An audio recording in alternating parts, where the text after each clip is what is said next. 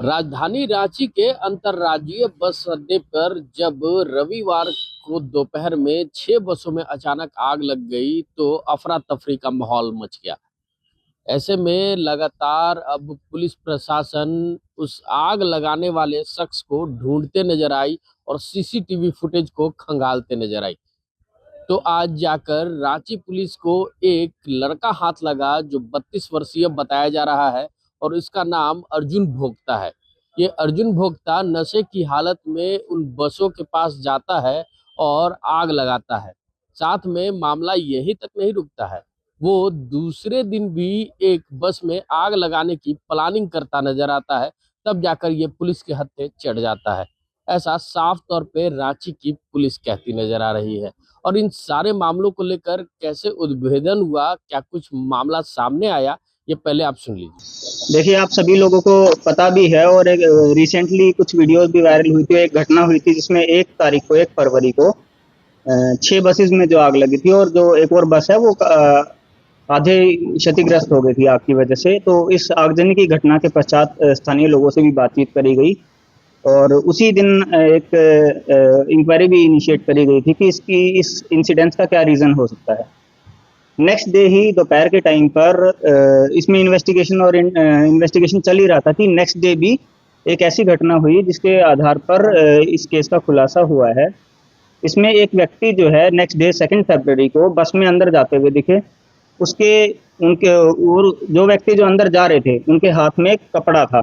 उस कपड़े को ऐसे लपेटते हुए अंदर जा रहे थे। बस के अंदर वो चढ़े हैं, जो कि सीसीटीवी फुटेज में एकदम क्लियरली विजिबल भी था। और वो अंदर गए हैं, अंदर से खाली हाथ वो बस से फिर बाहर निकले हैं। वो कपड़ा उनके हाथ में नहीं था और कुछ देर के बाद उस बस से हल्का फुल्का धुआं आता हुआ दिखा था नेक्स्ट डे।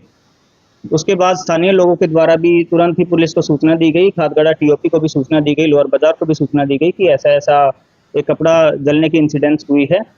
तब फिर जो व्यक्ति है उनको आइडेंटिफाई किया गया और आसपास के सारे सीसीटीवी फुटेजेस को देखा गया।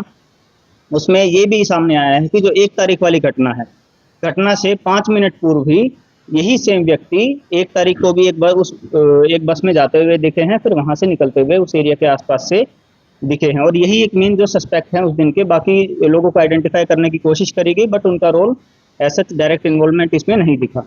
फिर 2 तारीख को जो ये कपड़ा जो जला था, उसके बाद उस कपड़े को भी पुलिस के द्वारा सीज किया गया और जितने भी रेलिवेंट सीसीटीवी फुटेजेस थी उनको सीज किया गया है। और जिस टाइम इसको पकड़ा गया था उस टाइम भी ये काफ़ी नशे की हालत में थे और संभवतः इन्होंने काफ़ी शराब या फिर डेंड्राइट का सेवन कर रखा था। और इनसे आगे पूछताछ में यही आया है कि इनको किसी मतलब ये जस्टिफाई नहीं कर पा रहे हैं कि ये कपड़ा अंदर क्यों लेके जा रहे थे, क्यों इनके पास उस टाइम पे ये सेम कपड़ा जो अंदर लेके जा रहे थे वही कपड़ा अंदर जला हुआ मिला है। जो पब्लिक ने उस आग को बुझाया था, आसपास के स्थानीय लोगों के द्वारा भी आग को बुझाया गया था। और आगे जो अन्य तथ्य हैं कि किसी आदमी ने इनको उकसाया हो या इन्होंने खुद से किया हो, उसके ऊपर इनसे इंटरोगेशन की गई है और जो आगे जो तथ्य सामने आए हैं उसके आधार पर आगे जांच की जा रही है। इनका नाम है अर्जुन भोक्ता, इनकी उम्र है 32 वर्ष। ये सिकिदरी थाना अंतर्गत रांची के ही रहने वाले हैं, लेकिन ये जो है बस स्टैंड के आसपास ही कूड़ा चुगने का और इस टाइप का ये सब करने का डेली वेज लेबर टाइप के ये व्यक्ति हैं।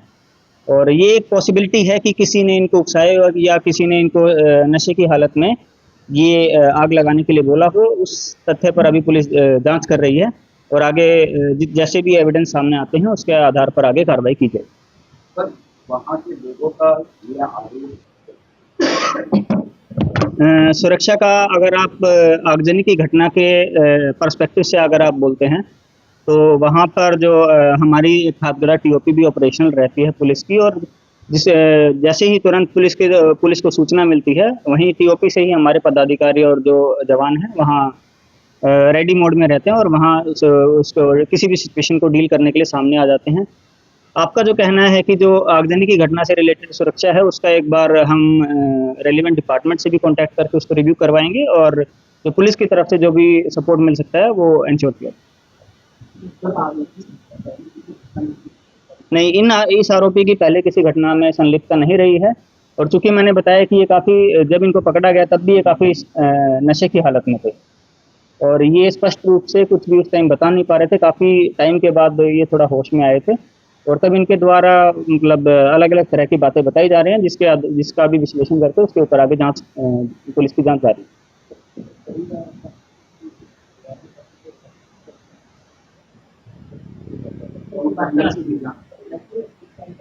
ये थ्योरीज भी कुछ लोगों की तरफ से सामने आ रही है कि जो इंश्योरेंस क्लेम के पर्पज से इंटेंशनली बसेस को जला दिया गया हो और उस काम को कंप्लीट करने के लिए इस व्यक्ति का जो है इस्तेमाल किया गया हो। तो उस आधार पर अभी हमारा जो इन्वेस्टिगेशन का जो पर्सपेक्टिव है वो उस पे भी हमारे ओपन पर्सपेक्टिव से हम उस पर्सपेक्टिव पे काम कर रहे हैं।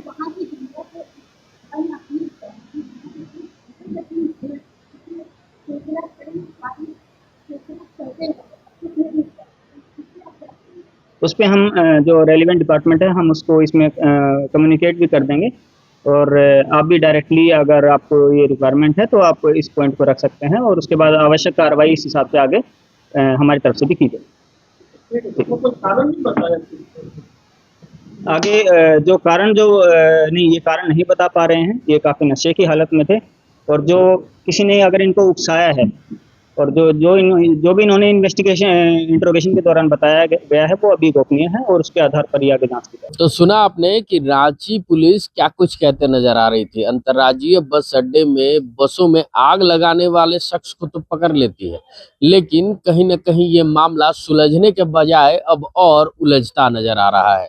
जी, मैं ऐसा इसलिए कह रहा हूँ कि क्या यही वो व्यक्ति था जिसने बसों में आग लगाया था? क्या जो बस के मालिक हैं वो उस समय वहां पे नहीं थे, या फिर जो बस के संचालक करता होते हैं वो क्या उस समय बस के पास नहीं थे?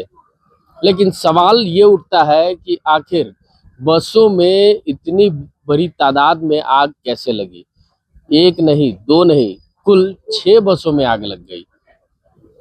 यानी कहीं न कहीं सवाल ये उठ रहा है कि बस के जो मालिक हैं वो ईएमआई भरने में कोताही बरतते नज़र आ रहे हैं, उसका लोन चुकाने में कोताही बरतते नज़र आ रहे हैं। इस वजह से हो सकता है कि बस के मालिकों ने इस लड़के को पैसे देकर बसों में आग लगवाई ताकि उनका इंश्योरेंस का पैसा गबन कर सके। तो चलिए, मामला अभी उलझा हुआ है और देखना होगा कि इस मामले की गुत्थी कब तक सुलझ पाती है। ऐसे ही तमाम खबरों के साथ जुड़े रहने के लिए हमारे चैनल को लाइक एंड सब्सक्राइब जरूर करें। अमित कुमार, माई पीडीए समाचार रांची।